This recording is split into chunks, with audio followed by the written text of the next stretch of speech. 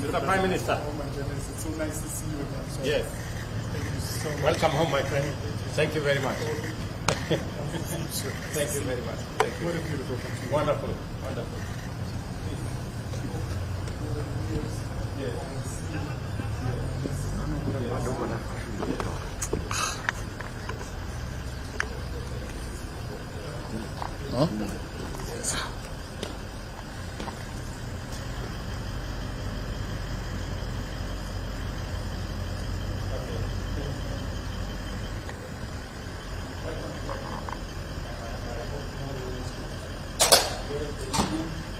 Prime Minister of the Republic of Haiti, I am reminded of a commitment made before the world. Last year, at the United Nations General Assembly, I pledged that Kenya would lead the international response to Haiti's urgent call for support in restoring safety and security for the Haitian people. I urged then the UN General Assembly to establish a framework to enable this vital mission to be undertaken. On 2nd of October last year, that framework was realized when the Security Council authorized the deployment of the Multinational Security Support Mission to Haiti. Kenya immediately answered this call. On 24th June this year, I had the honor of flagging of the first contingent of Kenyan officers, followed by a second deployment shortly thereafter, bringing the current total deployment to nearly 400 security officers. Already, this mission is showing positive results, restoring hope, and providing a glimpse of stability that lies ahead.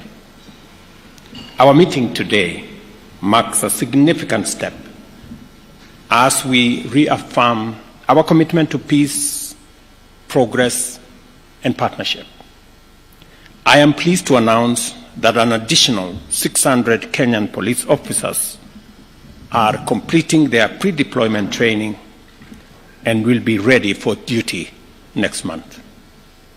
Our officers are working closely with the Haitian National Police to restore order, protect critical infrastructure, and create safe spaces where Haitians can thrive. In collaboration, they have already recaptured key sites: the General Hospital, the National Palace, and other critical infrastructure. This process stands stark in contrast to the uncertainty that once prevailed around any meaningful deployment in Haiti. I commend the demonstrated professionalism of the MSS and urge them to remain steadfast in discharging their responsibilities. The conduct of MSS is a testament to the integrity of Kenya's security deployment within the country and around the world, which I am certain is one of the reasons Kenya was yesterday elected to serve at the UN Human Rights Council for the period 2025 to 2027. When I visited the Multinational Security Support Mission in Port-au-Prince on September 21st this year, the commander and his Haitian counterpart spoke of the positive momentum that has weakened the stronghold of gangs over the country and generated optimism for better days ahead in Haiti. Today, with Prime Minister, we discussed ways to sustain and build on this momentum, and this is the battle that we can win if our friends stand resolute in solidarity with Haiti. The conversation I've had this morning with Prime Minister Conille paints a brighter future, because between me and him and our security people, we believe the situation in Haiti is winnable. And we are asking the international community to match their commitment, their pledges, with the necessary action for us to be able to complete the task ahead of us. Kenya and Haiti, therefore, stand united in calling on the international community to urgently rally behind this mission. And the operation word here is urgently. We have a window of success that is evident from the operations that have been carried out already. And without wasting time, when resources are made available, there will be demonstrable progress on securing critical infrastructure, critical spaces for people to return to their homes. I must congratulate the President of El Salvador, who a few days ago signed into this program and is providing critical support. I will be speaking to him later for us to build a bigger collaboration with Bahamas, CARICOM, Canada, and of course the US in driving this multinational security support mission towards the intended mission that we all set out to achieve. The adoption by the UN Security Council of Resolution 2751 on 30th September 2024, extending the term of the multinational security support mission by another 1 year, signals strong global support. But however, words and pledges must be merged by concrete action. We therefore strongly implore our global partners to accelerate their contribution to the personnel, logistics, and financial resources necessary to sustain, expand, and complete this mission. Beyond security, we have also identified areas for collaboration in trade, tourism, cultural exchange, and to achieve lasting change, we must invest in economic growth and social connectivity. This is why Prime Minister Conille and I discussed concrete steps to enhance trade and boost investment between our two nations. We envision a future where Kenya and Haiti, as well as the larger Caribbean region, are linked not only by shared values of democracy and rule of law, but also by dynamic economic exchanges to create jobs, spur innovation, and uplift communities. As we work together, we reaffirm our commitment to multilateralism as a powerful force for good. However, we recognize that global governance structures must evolve to reflect today's realities, our shared challenges, from climate change to food security, demand institutions that are resilient, responsive, and equitable. Kenya and Haiti believe in the need for reform that realigns our institutions to serve the needs of all nations, ensuring a more just and sustainable world. In this spirit, we also champion the strengthening of ties between the African Union and the Caribbean community, regarded as the sixth region of Africa. By forging these alliances, we seek to enhance South-South cooperation and build a more interconnected, prosperous, and resilient global community. In closing, Mr. Prime Minister, I extend my gratitude to you for your visit and for the spirit of collaboration that has characterized our discussions today. Haiti is a great inspiration to Africa. You became the first black republic in 1st January 1804. That's just more than 210 years ago. And because you inspired many countries with your own struggle for independence, believe in the rule of law, believe in freedom and democracy, many African countries followed in Haiti's footsteps, and today we have a free Africa that has the potential to work with Haiti, even in this mission. There are many African countries, Your Excellency, who are ready and willing to participate in this mission because of the shared history of rule of law, freedom, and democracy that we all share. We look forward to continuing this dialogue, strengthening our ties, and building a future of peace, progress, and prosperity for our nation. As you journey back home, my brother, kindly convey our best wishes to the President, Mr. Voltaire, and esteemed members of the Transitional Presidential Council, and to our brothers and sisters in Haiti. Thank you very much. Please welcome. Thank you so much. Thank you.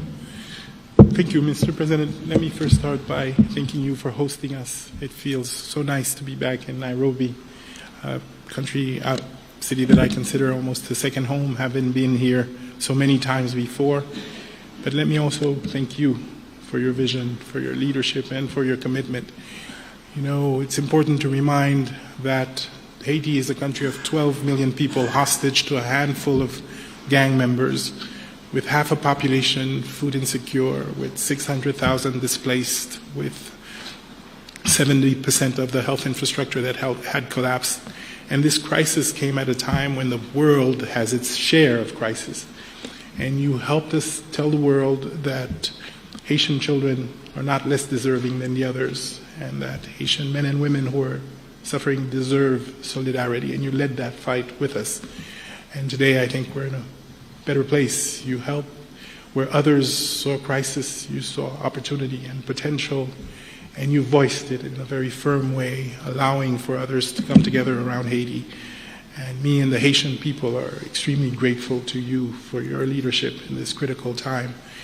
I also want to, of course, extend and convey the gratitude of the Haitian people to the Kenyan people for their commitment, engagement, and sacrifice. Today, you share with us not because you have extreme abundance, but because Kenyan people have made the determination that Haiti deserves their help and support, and they've stepped up in a very significant way.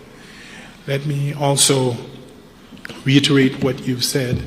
The first deployments of Kenyan contingents in Haiti have been extremely helpful, useful, professional, committed.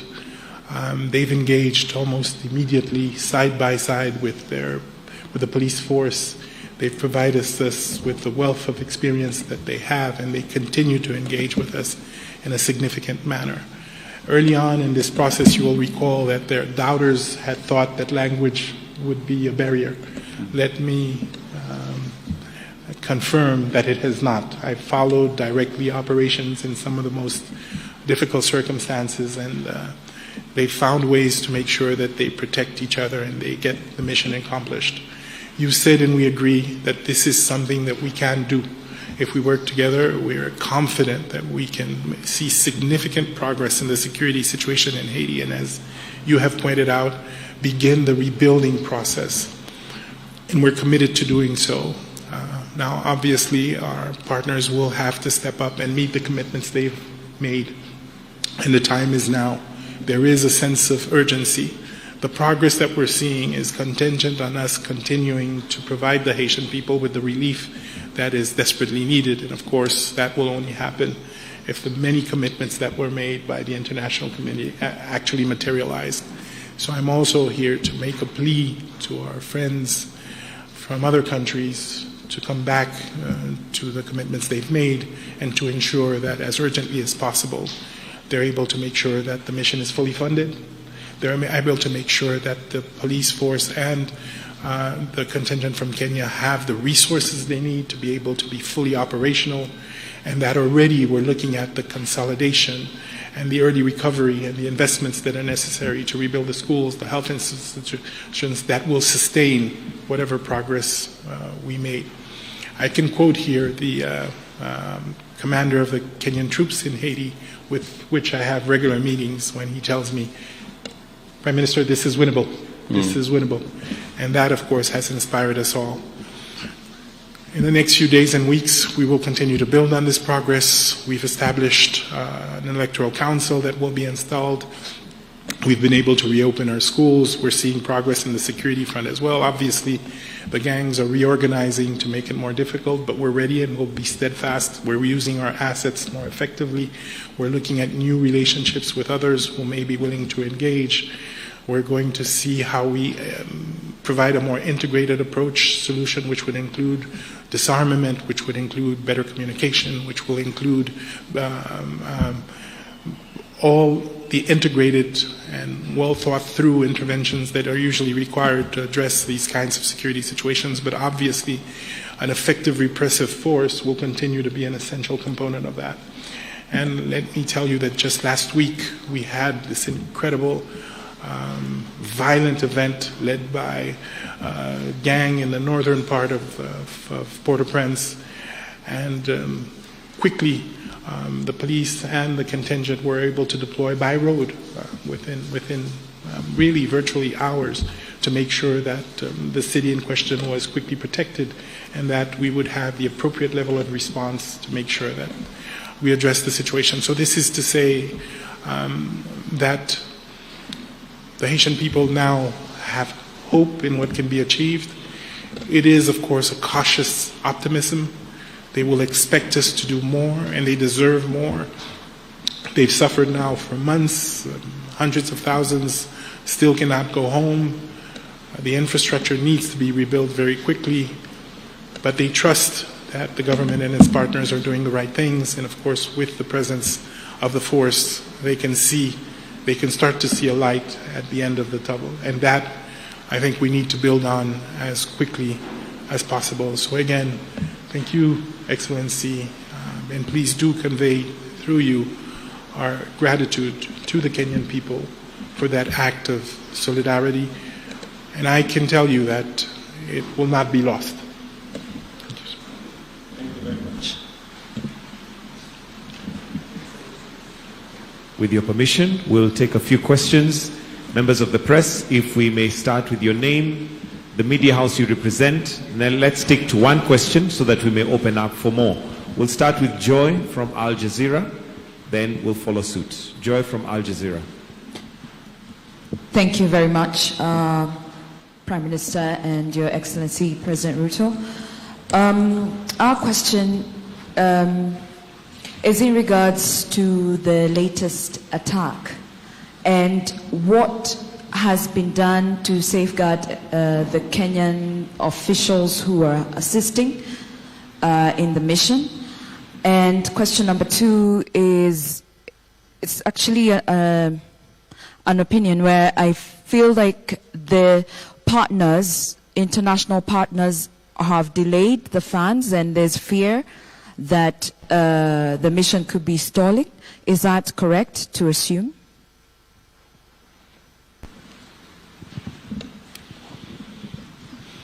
I think I'll allow, okay, do we take another question? Okay. Thank you very much, Rose Buchanan from AFP. So alongside the 600 further officers, will Kenya or members of the international community be supplying additional or improved equipment for the force already present in Haiti?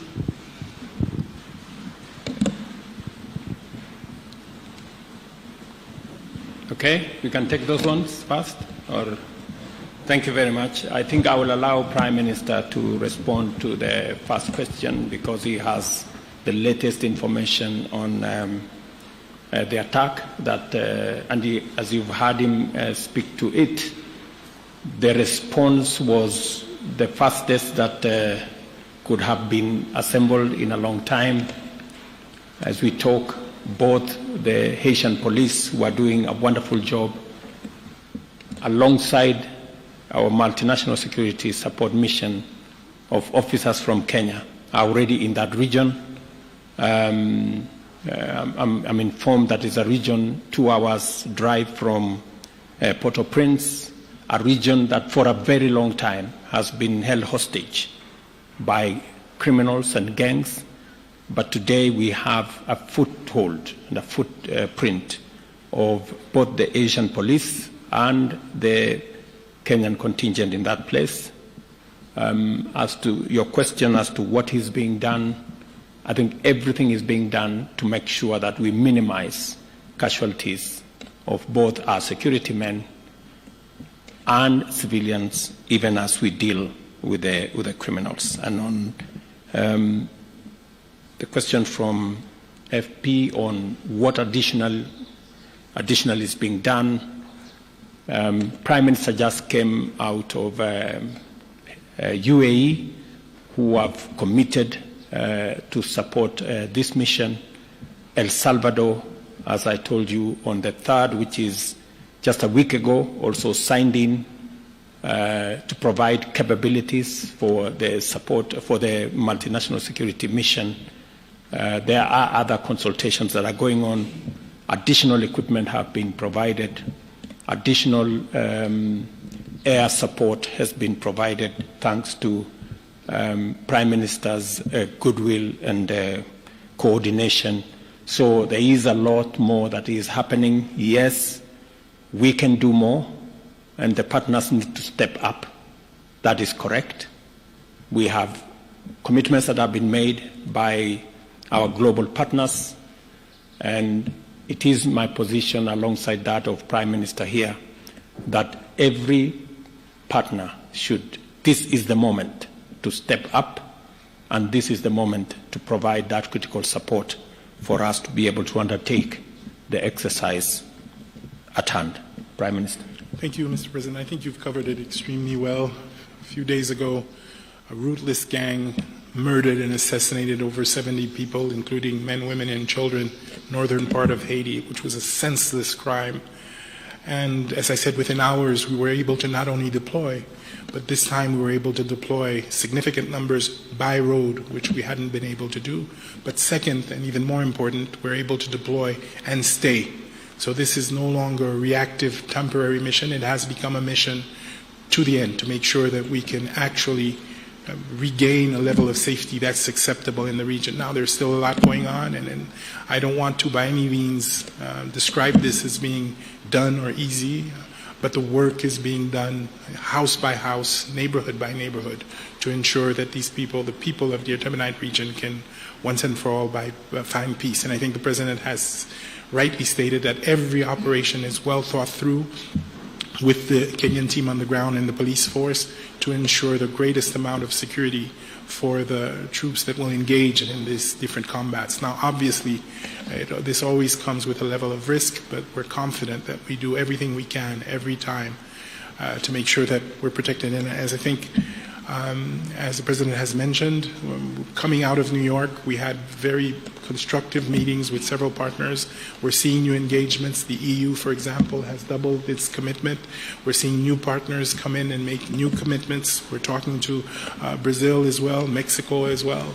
As was stated, Salvador has recently, on the 3rd of October, recommitted. But you're right. We would like to see a quicker response. We would like to see more commitment. And we're going to continue to push for it. Okay. We can take a bunch of 2 more questions. Then after that, we can wind up to the questions. All right. My name is Nick Mudimba from CGT in Africa, China Global Television Network. The first question is, what's the situation with the motivation of the Kenyan police units in terms of their payments? Reports coming in from Haiti say they haven't been paid yet. And of course, they have families back at home, depending on them. And of course, they're looking forward for their people to come back home. Second question, redeployment training.